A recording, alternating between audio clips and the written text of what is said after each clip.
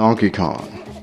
Easily one of my top 5 favorite video game characters of all time, as well as my favorite character to play as in the Super Smash Bros. Series.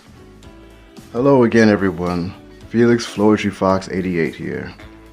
While most people know me as a DK main in Smash, to me, on the other hand, it actually goes much deeper than that. You see, to me, DK is more than just my main. He's practically my legacy character. Allow me to elaborate. As mentioned in past videos, Donkey Kong has been my go-to character of choice since Smash 64 and more definitively since Melee. In fact, when I first saw DK's Melee trophy description, that was when I fully decided to make a full dedication to pushing this character as far as I reasonably can. This dedication continued all the way through the Brawl era as well. Though I never actually got to play Smash 4, unfortunately. From what I've seen and heard, many consider that to be DK's best iteration. Now, competitively, Donkey Kong has always had sort of a lukewarm reception within the community. Some see him as more of a meme, such as with the popular Monkey Monday trend among Ultimate players, while others see him as simply a casual player's pick, meant only for fun. In fact, during my first 2 years of my competitive life during the Melee era, hardly anyone took me seriously simply because I chose to play DK in a serious manner. For years I've had people telling me that I was just holding myself back by choosing him, and that if I wanted to be taken seriously, I should play a so-called legitimate character. This continued on all the way through my time in the Brawl era as well. All the pressure and ridicule and the suggestions to play somebody better only bolstered my conviction to stick with DK as my main. If anything, other than to prove everyone else wrong about how much the community grossly underestimates his viability, and show that anyone can play whoever they find the most fun and still do great with them in tournaments. But then, from 2008 to 2010, I was slowly becoming known as one of the best DK players in my small San Diego local scene. As a quick disclaimer though, for those who don't already know, I no longer am a competitive Smash player. I have officially been retired from the wider competitive community since at least 2011. With that being said, I still pay very close attention to the modern Ultimate competitive community, as well as still attend locals here and there just for the sport of it really. And I follow a lot of notable high-level DK mains like Chunky Kong, Slushy V2, Noodle, Conga, and Hikaru, a few of which I've gotten to know a lot more on a personal level. In recent years, though, many people in the Melee community are only just recently discovering how good Melee DK is compared to how most of them thought of him decades ago, thanks to players like Junebug, Akir, and Ringler. But now, I've rambled on long enough. Let's finally get to the main point of this video. Yes, it's no secret that DK is my favorite character to play as. But the real question is, how good is Donkey Kong really in a competitive sense? So how good is Donkey Kong for real? Well, let's start with some of his strong points. For starters, DK is a straightforward character with notable strengths and clear weaknesses that is mostly considered to be a low to mid-tier character by the wider community. His weight, reach, damage, speed, and KO power are all above average. Despite all those strengths, however, DK is held back by his bottom-tier defensive game, poor landing options, exploitable recovery, awful out-of-shield options, laggy attacks, and an awkwardly large body, which all serve to keep DK in check. Now, playing around these weaknesses and abusing your strengths is the key to winning as DK. One of the most common misconceptions is that DK is slow, and this is far from the case. So how does the first member of the DK crew actually stack up against the majority of the cast? Well, only 7 characters have both faster airspeed and ground speed than DK, those being Mewtwo, ZSS, Greninja, Roy, Chrom, Yoshi, and Captain Falcon. But of course they are all much lighter and weaker than him. DK isn't very agile or slippery due to his air acceleration and having one of the most committal dashes in the game, but in terms of raw speed, he is definitely not lacking. DK's general game plan is to overpower and outlast the enemy. Very few characters can trade hits with DK and come out ahead, so taking a few extra hits is usually not that big a deal. DK even has 3 special moves with super armor, perfect for making favorable trades, and his tilted smashes are also very hard to challenge directly. So with good spacing, few attacks are able to beat him clearly. Top it off with the best air-to-air bear in the game, and you have a recipe for success. As a character without a projectile though, however, DK is usually the one who has to approach 90% of the time, which often makes him rather predictable in a lot of situations. Now let's talk about a few more of his attributes. A few more things to note is that his walking speed is actually one of the fastest in the game, with it being the 10th fastest out of everyone in the roster. It's even faster than the overall air speeds of some of the top tier characters. Speaking of which, he's also got the 13th fastest airspeed in the game. His cargo throw gives him 4 additional throw options, on top of the ability to move around with the opponent while grabbed, which gives DK arguably some of the best grab combos in the entire game, including his infamous Ding Dong Kill Confirm. All of his tilt and smash attacks have intelligibility around his arms, including his grounded up B and his aerial up B. Speaking of which, his aerial up B comes out at frame 4 and makes a very good combo breaker and an out of shield option in emergencies. He's a heavily momentum based character that is surprisingly agile despite low agility. Despite having the low agility, he is surprisingly agile with moves that flow into each other at great speed and power with the right precision.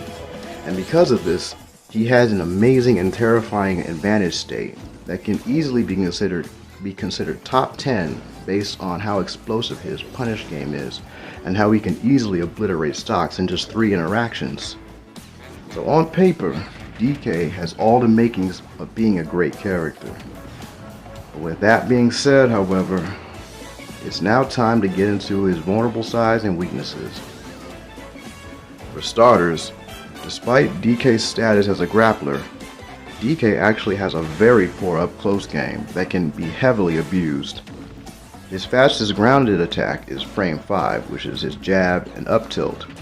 Both are very punishable on block. Though he has access to super armor, keep in mind that 2 out of the 3 of his super armored attacks, his side B and grounded up B, have 40 plus frames of cooldown and are thus very punishable on shield and on whiff. So if you whiff those, you're going to be in trouble. Their super armor is only active on frame 5, but neither of these moves have super armor that cover all the way throughout the entire move. Multi-hits can knock DK out of these attacks, which is much easier to do versus his side B. Thanks to his slow attack speed, DK is generally forced to play defensively and look for a way out should you get in close on him. And keep in mind that DK's out of shield options are extremely poor.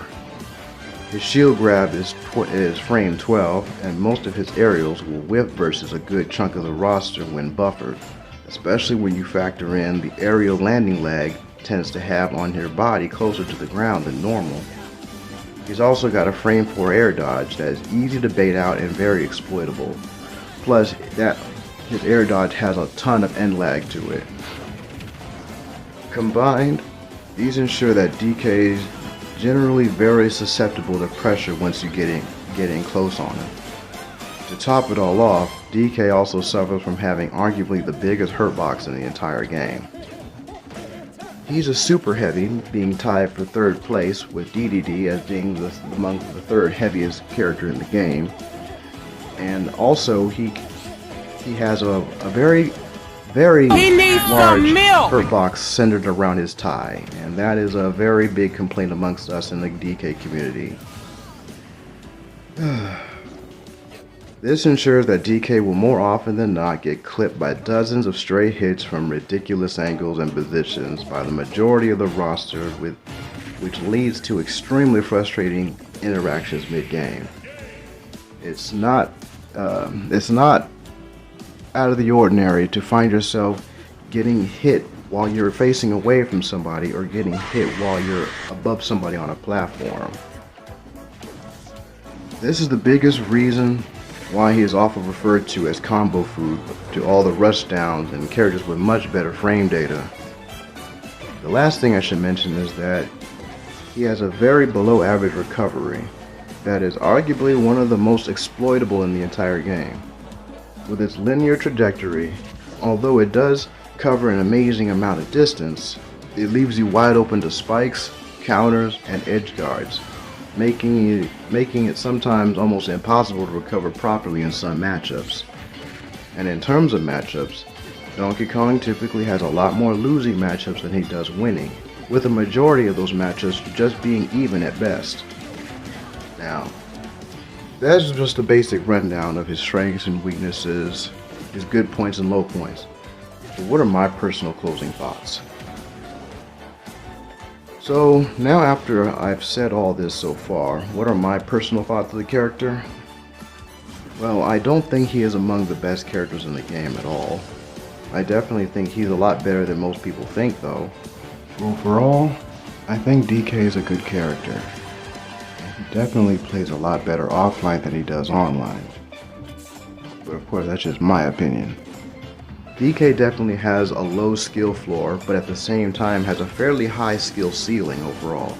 And by that I mean that it's pretty easy to pick him up and be decent with the character at low to mid-level play. It doesn't really take long to get to master a lot of the basics of his kit. You can even do very well at a basic level with locals and in a ton of matchups. All that becomes much harder at the upper, high, and top levels of play, which require a lot more precision, adaptation, and overall ability to outplay your opponent.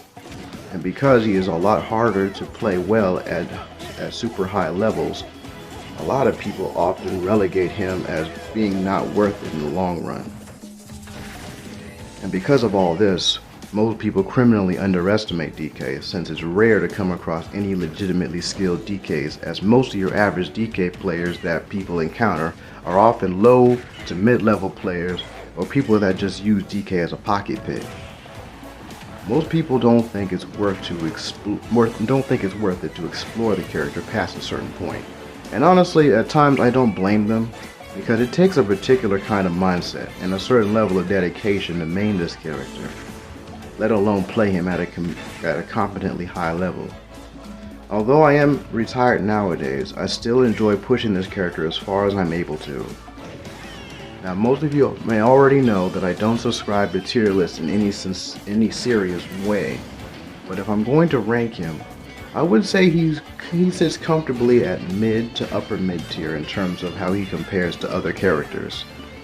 But personally, when it comes to potential though, I can easily see him reaching at the very least bottom of high tier among the top 40 to 30. But of course this would only hinge on whether or not more people would be able to push him as far as a handful of the top players who do well with him among the top level players. So in conclusion, I am very aware of his flaws and I greatly appreciate the strengths he has. Not everybody is going to be able to look past his weaknesses as easily as others. But at the end of the day, he is hands down the most fun character for me to play in this game. And at this point in my life, having fun is literally the only thing I care about, especially when it comes to Smash Brothers.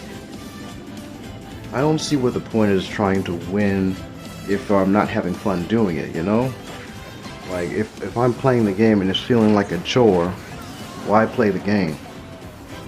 I had to suffer so much ridicule for choosing to main this character in all the other Smash games, but at the end of the day, no one can tell me how good or bad my character is except for me. And to me, he is just good enough, and I have complete faith in his potential. Thank you guys so much for watching, and thank you guys all so much for 300 subscribers. I know I have been inconsistent lately. I'm gonna try to upload some more relatively consistent whenever I get a chance to. So I greatly appreciate it. Make sure you hit the like button and please leave a comment, and I'll see you guys in the next video. Bye bye.